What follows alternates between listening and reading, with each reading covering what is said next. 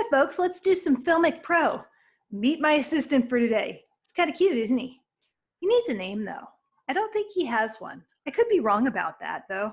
If any of y'all know what his name is, let me know. But anyway, he's gonna help me show off some features here of Filmic Pro.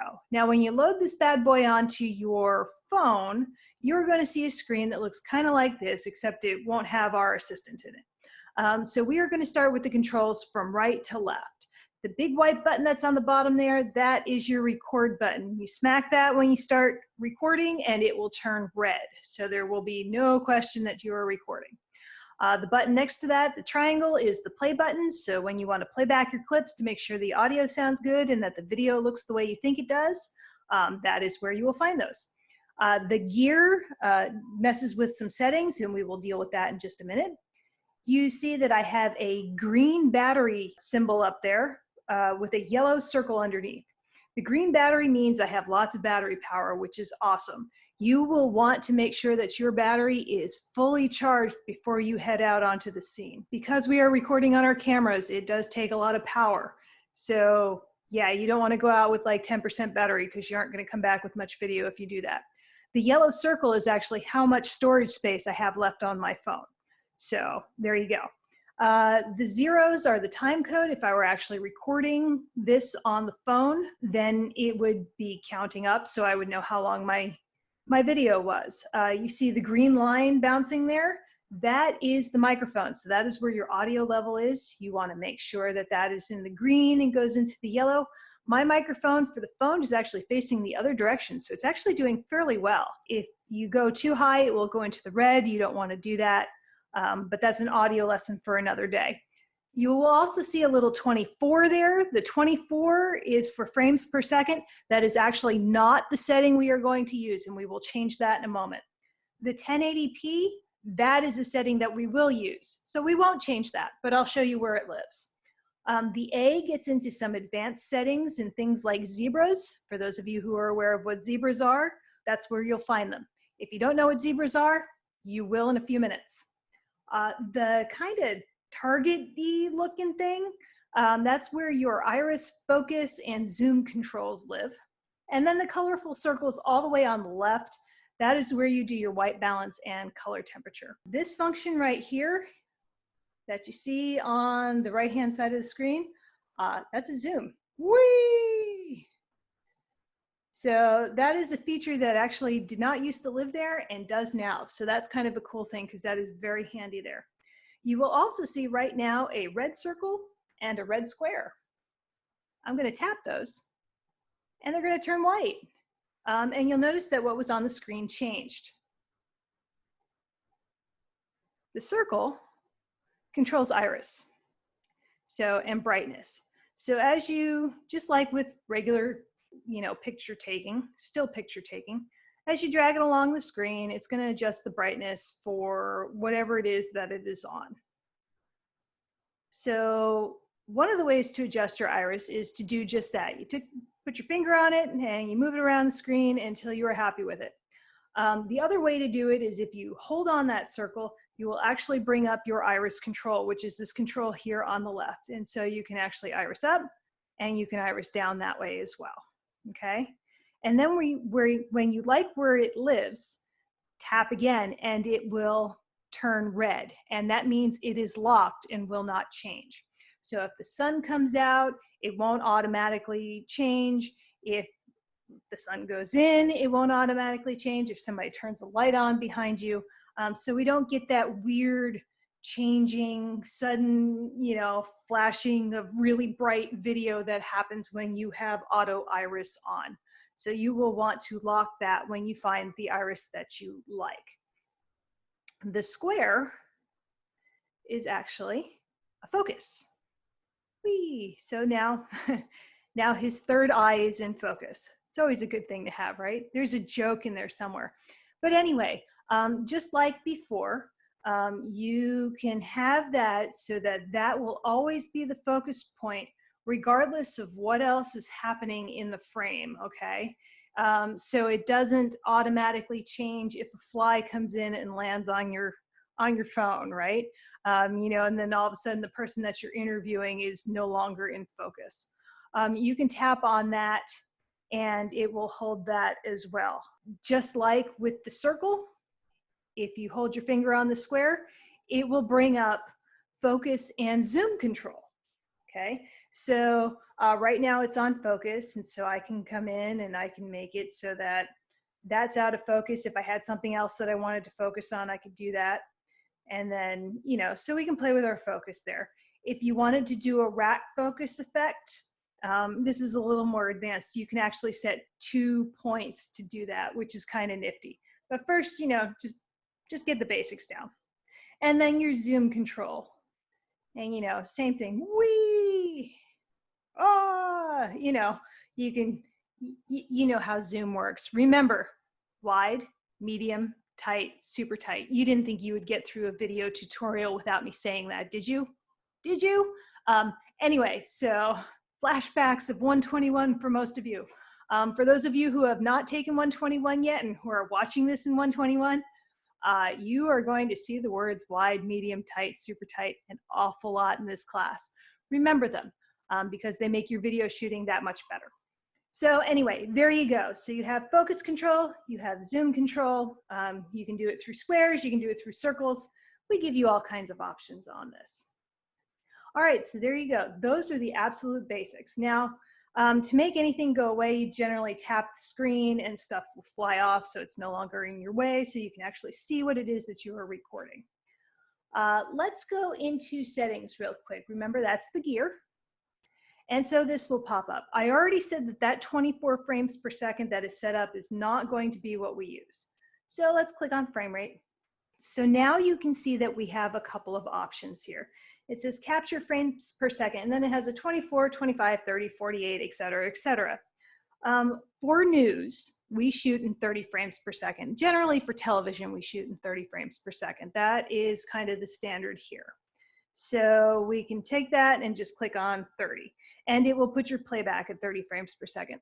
Those larger numbers are for if you plan on doing slow-mo, but if you shoot all of your video with those larger numbers on, you might very well get some very jittery video, and you don't want that. So when you're shooting regular video, you will want to make sure that you are in capture frames per second 30. If you're shooting here like you will be for this class, please keep it on 30. So there you go. Now it is set and you're good. So in order to make that box go away, you tap anywhere else on the screen and it comes back. All right, audio. Let's talk audio real quick. If you have a microphone plugged into your camera other than just your phone cam, it will give you the option to pick that. Okay, so I have external microphone to go along with my camera microphone. The bottom setting, you have your choice of 44.1 or 48. We're going to keep that at 48. You want to make sure you are not in video only because you do want all of your natural sound, and boy, do you want to hear your video or hear your interviews. It would really suck to come back from an interview and not have any audio. This is why you will always want to check your recordings before you leave the scene to make sure that everything did what you think it was going to do. So on mine, I have it for my external shotgun mic because my little assistant is going to start singing later. And then 48 kilohertz. And then we're going to tap that again. Device. So we click on that. I like to put this on orientation lock. For your news videos, you will be doing these in horizontal mode. No vertical video for your TV videos, okay? If we get into doing things like Instagram stories later or Snap or whatever other social media promotion might happen, in the future, then we might be able to talk about vertical video. For our purposes in this class, you will be shooting horizontally. So if you put it on orientation lock, it will always be this way, and it just makes things easier, right? So there you go. Think, make that go away. Resolution. This is where that HD 1080p comes in. That is what we are going to be shooting at. That is what you will be exporting in from Premiere Pro.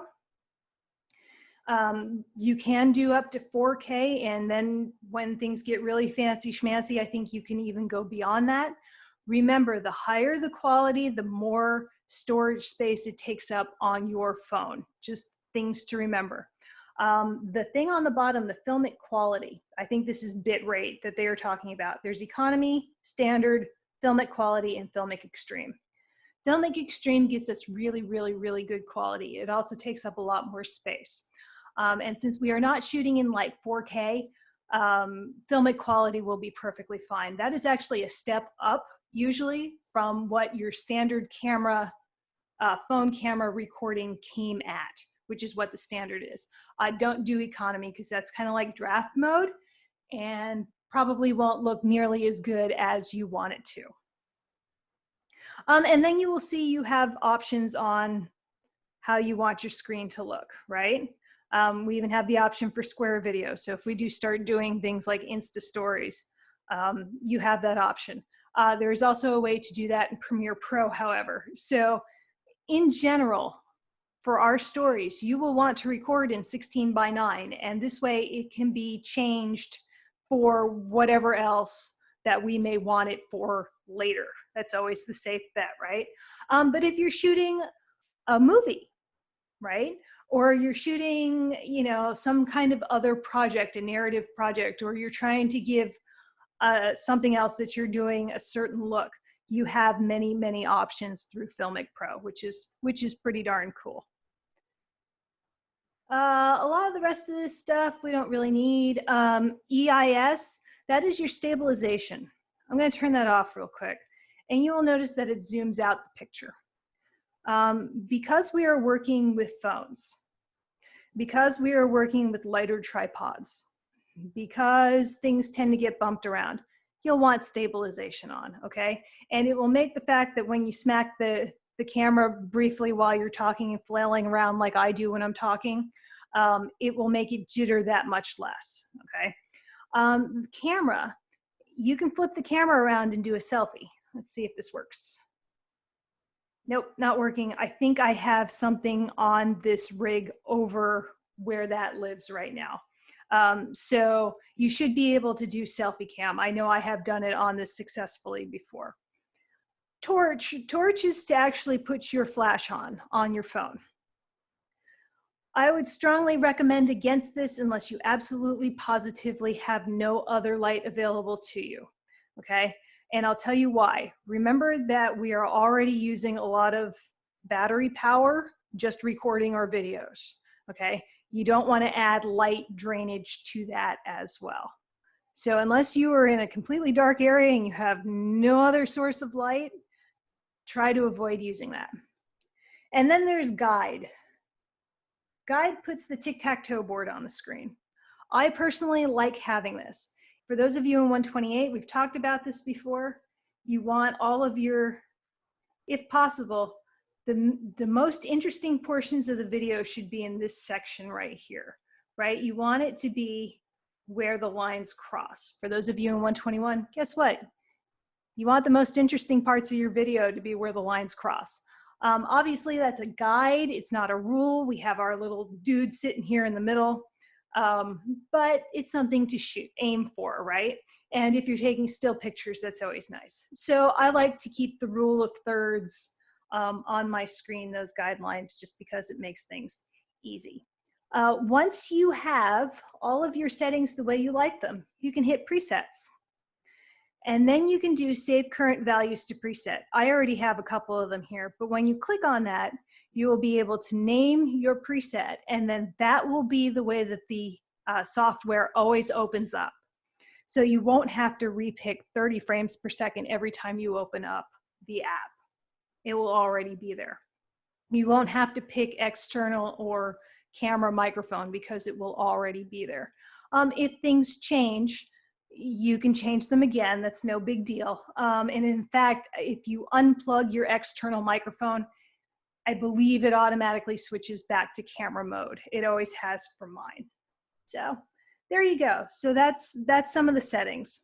You can play around with some of the other things in here too. You can always go back to that reset to default settings, right? So that makes that easy. All right, and see, you can see that just us talking here, my battery is now down to yellow, okay? It has drained, and I am not even recording anything. I'm just babbling at you here. So what else do we have? We've already talked about the zoom and focus controls.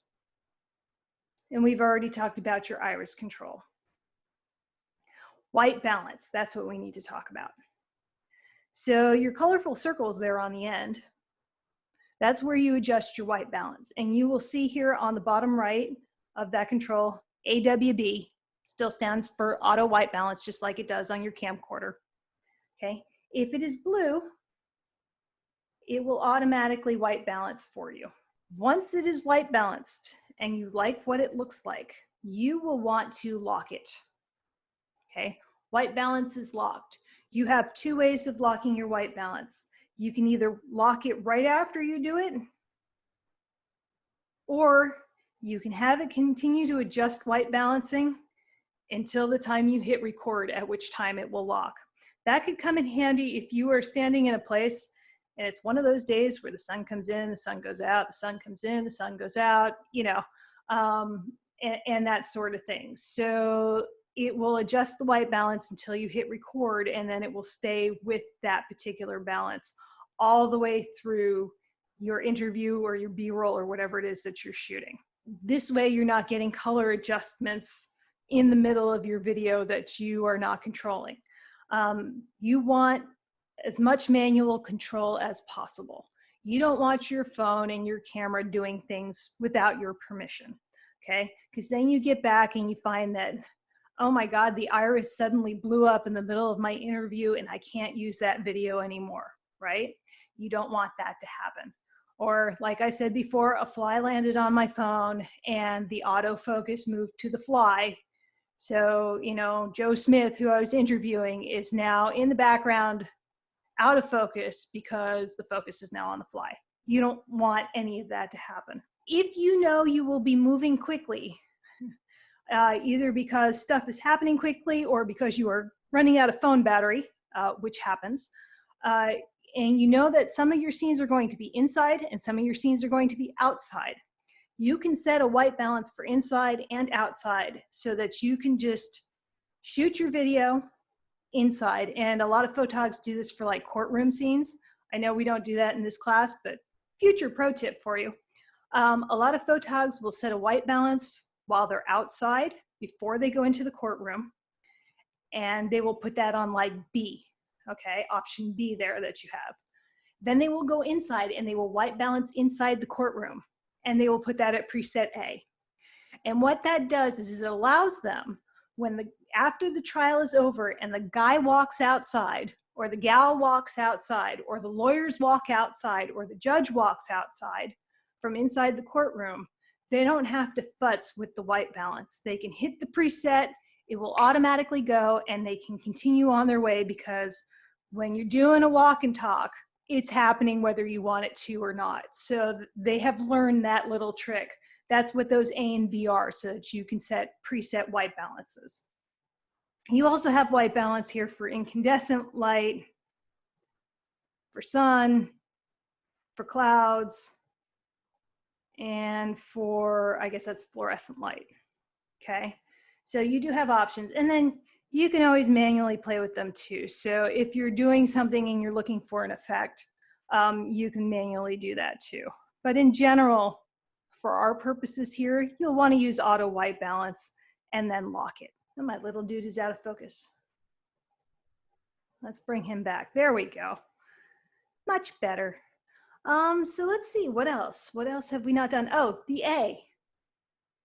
There we go. We talked about, I mentioned zebras before.